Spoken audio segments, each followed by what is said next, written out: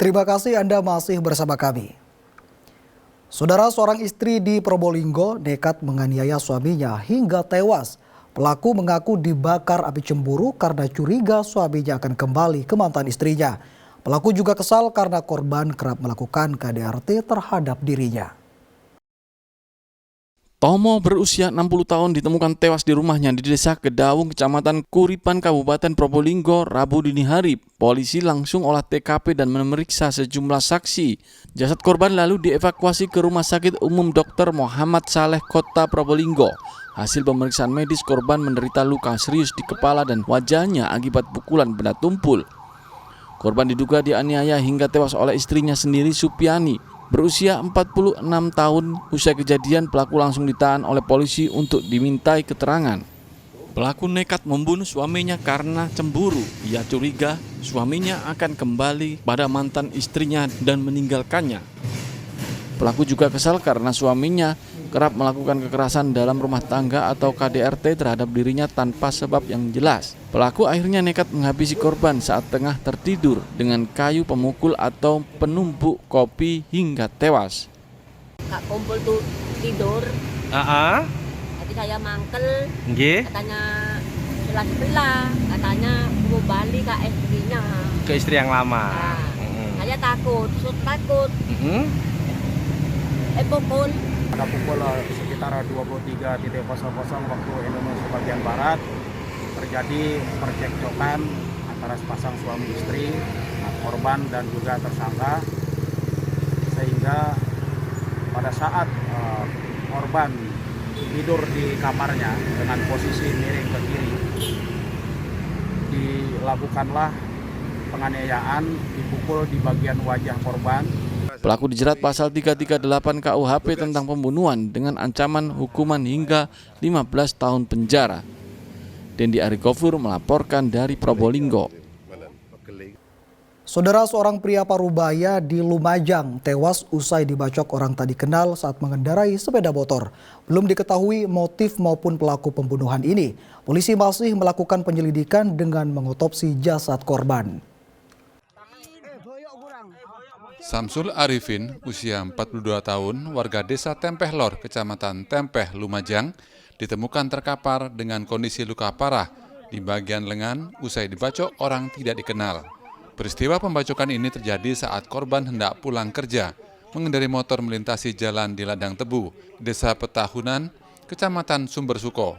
Belum diketahui pasti motif pembacokan ini, lantaran motor korban, ponsel, dan uang tunai ditinggalkan begitu saja oleh pelaku. Warga yang mengetahui korban tergeletak di jalan dibawa ke Rumah Sakit Dr. Haryoto Lumajang, namun sayang nyawanya tak tertolong. Untuk motifnya masih belum jelas, masih dalam penyelidikan, sementara korban setelah dibawa ke rumah sakit, diobservasi ke UGD, lanjutannya selanjutnya meninggal dunia. Jadi tidak tertolong lagi untuk nyawanya karena dimungkinkan kehabisan darah. Barang-barang ada yang hilang? Barang-barang dimungkinkan sementara ini barang-barangnya tidak ada yang hilang. Jadi untuk sepeda, dompet masih lengkap. Untuk lain-lain masih dalam penyelidikan. Luka di bagian mana? Lukanya di bagian lengan tangan kanan. Menurut keluarga, sebelum peristiwa terjadi, korban keluar rumah pagi hari, bekerja sebagai kuli bangunan. Korban juga tidak pernah memiliki masalah dengan orang lain. Nggak dibilang berangkatnya kemana gitu, ya cuma berangkat kerja gitu. Kerja tukang dia, ya tukang bangunan, ya bangunan gitu. Kalau korban tadi alami luka di bagian mana aja, Pak? Kalau nggak keliru saya lihat tangan kanan yang luka. Ada barang-barang yang hilang? Nggak ada. Sepeda motor ada, masih di TKP, sepeda motor, dompet itu masih ada, HP masih ada. Kalau kesaksian keluarga apa ada permasalahan sebelumnya, Pak? Kalau dugaan keluarga masih belum ada sekarang. Belum bisa menyimpulkan motifnya apa ini gitu. Untuk penyelidikan lebih lanjut, polisi melakukan visum luar dan akan memeriksa sejumlah saksi, termasuk rekan kerja dan keluarga korban. Nur Salim melaporkan dari Lumajang. Ya, saudara, sempat melarikan diri, seorang pelaku pembunuhan calon pengantin di Nganjuk akhirnya menyerahkan diri ke polisi. Motif pembunuhan karena pelaku cemburu mantan kekasihnya akan menikah dengan korban.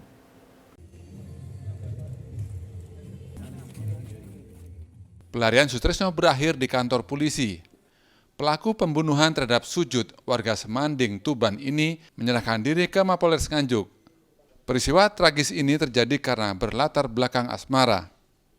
Kepada polisi, pria usia 43 tahun warga Kecamatan Lengkong, Kabupaten Nganjuk ini mengatakan menghabisi Sujud lantaran sakit hati. Heni, mantan kekasihnya, berpaling hati hendak menikah dengan korban. Sakit hati pelaku makin bertambah karena sebelumnya tersangka diejek korban, hingga muncul niat menghabisi nyawanya.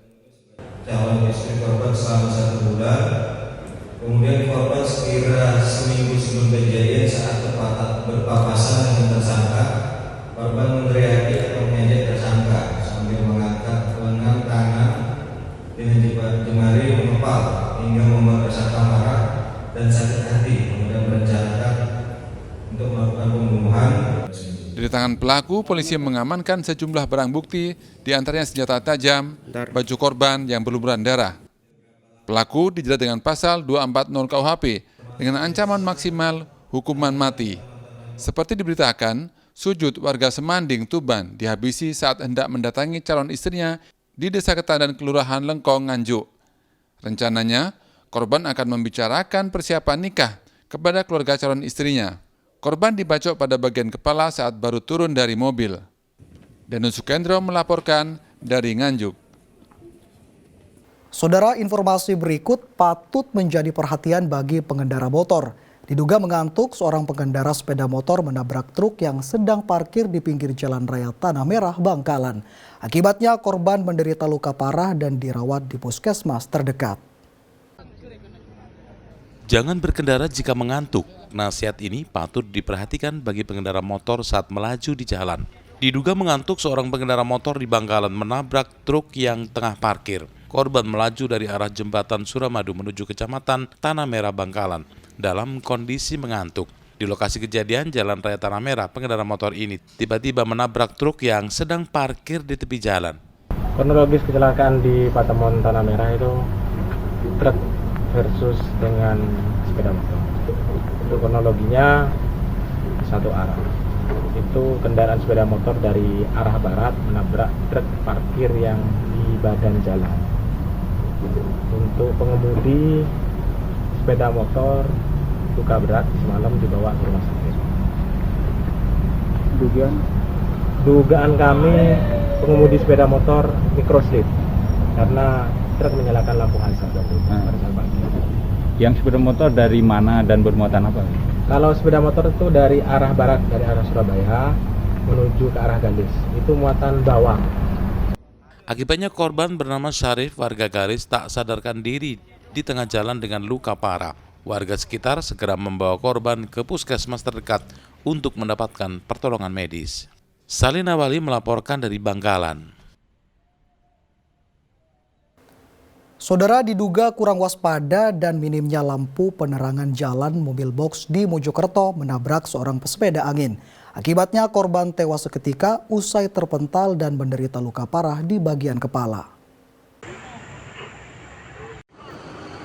Pesepeda angin Samsul Ma'arif berusia 69 tahun tewas ketika di lokasi kejadian usai tertabrak mobil box di Jalan Raya Bypass Keboan, Kota Mojokerto, Selasa malam. Peristiwa berawal saat korban, warga Kelurahan Balongsari, Kota Mojokerto, itu mengayuh sepeda anginnya dari selatan ke utara Mojokerto. Dari arah yang sama, melaju kencang mobil box yang dikemudikan Taufik Widodo. Diduga sopir mobil box kurang waspada dan faktor minimnya lampu penerangan jalan, sehingga menabrak pesepeda angin di depannya. Korban pun terpental beberapa meter dan tewas ketika akibat terluka parah di bagian kepala. Naik sepeda panjang itu sama-sama dari arah selatan ke utara, itu dipepet sama truk. Dipepet sama truk. Ditabrak itu, Pak? Iya, akhirnya orangnya meninggal. Meninggal di tempat, Pak? Meninggal di tempat? Meninggal di tempat. Kasus kecelakaan ditangani Satlantas Polres Mojokerto Kota. Sopir box kini masih dimintai keterangan oleh polisi. Dia Eko Purwoto melaporkan dari Mojokerto. Saudara, sebuah minibus menabrak pengendara motor di Tuban dari arah berlawanan hingga korban tewas. Kecelakaan terjadi saat pengemudi minibus nekat mengikuti laju kecepatan mobil ambulans di depannya yang mengantar pasien ke rumah sakit. Kecelakaan terjadi di Jalan Raya Desa Penidon, Kecamatan Plumpang, Kabupaten Tuban. Akibatnya korban pengendara motor Hai Dewantono tewas seketika usai tertabrak minibus dari arah berlawanan. Kecelakaan bermula saat pengemudi minibus Yuda Ardiansa sengaja mengikuti kecepatan laju ambulan di depannya yang membawa pasien ibunya menuju rumah sakit. Di lokasi kejadian tiba-tiba ambulan berupaya menghindari motor Hai Dewantono yang melaju dari arah berlawanan. Namun naas ambulan bisa menghindar, namun minibus di belakangnya tidak bisa menghindar, sehingga minibus menabrak pemotor hingga terpental beberapa meter. Kerasnya benturan membuat Hai Dewanto terluka parah di kepala. Korban akhirnya tewas saat perjalanan ke rumah sakit. Pada saat berjalan, ambulan ini berusaha menghindarkan diri karena di depan ada sepeda motor yang menggunakan Hai Dewantono. Avanza tersebut kurang konsentrasi ke depan pada saat ambulan itu menghindar ke kiri. Avanza ini tidak cukup ruang gerak untuk menghindar ke kiri, akhirnya terjadi benturan dengan sepeda motor tersebut. Untuk pengendara sepeda motor Pengendara sepeda motor waktu itu luka berat, kemudian dilarikan ke rumah sakit meninggal. Kasus kecelakaan ini masih ditangani unit Gakum Satlantas Polres Tuban. Pengemudi minibus masih dimintai keterangan oleh polisi. Sapari Ranuwijaya melaporkan dari Tuban. Ya, saudara, program makan gratis kembali bergulir. PJ Wali Kota Surabaya dan dinas terkait meninjau pelaksanaan uji coba makan gratis untuk siswa sekolah dasar. Hasil uji coba makan gratis ini akan dievaluasi untuk memperbaiki menu makanan hingga kemasan sehingga bisa menambah nafsu makan siswa. Setelah sempat terhenti, program makan gratis kembali dilaksanakan. Kali ini di SDN Wonorejo 5 Jalan Tempel Sukorejo 1 Surabaya. Disaksikan pejabat Wali Kota Surabaya Restu Novi Widiani bersama Kepala Dinas Pendidikan setempat. Makan siang gratis ini langsung disambut gembira oleh siswa karena menunya lengkap mulai dari nasi, sayur, ayam, serta susu. Tadi makannya apa aja menunya? Nugget sama tempe. Nugget sama tempe. Apa lagi itu? Ada buah? Buah ada. Ada buah sama? Susu. Sama susu. Suka enggak? Suka. Selain proses pendistribusian, peninjauan ini untuk melihat langsung menu variasi makanan agar bisa memenuhi kandungan gizi sesuai yang ditentukan. Memang sengaja ingin saya agendakan untuk melihat bagaimana persiapan program pemerintah dalam rangka nantinya akan ada program pemberian makan gratis bergizi. Karena tujuannya di sini untuk anak-anak bisa terpenuhi gizinya, non stunting, dan kita sudah siap untuk Indonesia Emas 2045. Agar selalu diminati anak, sajian makan siang gratis ini, menu makanan disajikan dengan variatif dan tampilan yang menggugah selera makan. Uji coba makanan siang gratis ini akan diberikan hingga bulan November mendatang dengan jumlah 1.000 siswa dalam setiap harinya.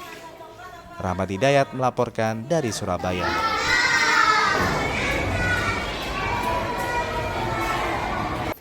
Ya, saudara, ribuan siswa di Lamongan memperingati Hari Santri Nasional tahun 2024 dengan menggelar lomba menulis harapan yang digantung di balon udara. Dalam lembaran harapan tersebut, para siswa mendoakan pemerintah yang baru, Presiden dan Wakil Presiden Prabowo Gibran bisa memimpin Indonesia lebih baik dan makin sejahtera. Peringatan Hari Santri Nasional tahun 2024 yang dirayakan di seluruh tanah air juga dilaksanakan pelajar Madrasah Aliyah Negeri 1 Lamongan. Setelah upacara yang diikuti 1.400 siswa dilanjutkan dengan lomba menulis harapan yang digantung dan diterbangkan menggunakan balon udara. Sejumlah siswa menuliskan harapannya di atas kertas kepada pemimpin baru Presiden dan Wakil Presiden Prabowo Subianto dan Gibran agar mampu membawa rakyat Indonesia lebih maju menuju Indonesia Emas 2045. Sementara itu, Kepala Sekolah Madrasah Aliyah Negeri 1 Lamongan, Nur Endah Mahmuda, berharap kerja pemerintahan baru melalui Kabinet Merah Putih mampu meningkatkan kualitas pendidikan melalui sistem maupun kurikulumnya yang lebih baik, serta memperhatikan nasib dan kesejahteraan para guru. Harapannya Bapak Prabowo dan Bapak Gibran semoga menjadi lebih baik dan menuju Indonesia Emas 2045. Harapan di pemerintahan baru, kami berharap di momen Hari Santri ini yang luar biasa, resolusi jihad gitu. Nah, ini juga jihadnya Pak Prabowo untuk mewujudkan negara kesatuan Republik Indonesia menjadi negara yang makmur, negara yang lebih baik dari kemarin. Nah, di dunia pendidikan khususnya kami mengharapkan ada oase yang lebih menyenangkan ya, sistemnya, kurikulumnya. Harapan dan doa yang ditulis di kertas tersebut kemudian bersama-sama diterbangkan ke udara. Sapari Ranwijaya melaporkan dari Lamongan. Ya, saudara, informasi tadi sekaligus mengakhiri kebersamaan kita di Liputan 6 Daerah Jawa Timur hari ini. Atas nama seluruh kru yang bertugas, saya Imam Fawaid mengucapkan terima kasih atas perhatian Anda. Selamat beraktivitas dan salam SCTV.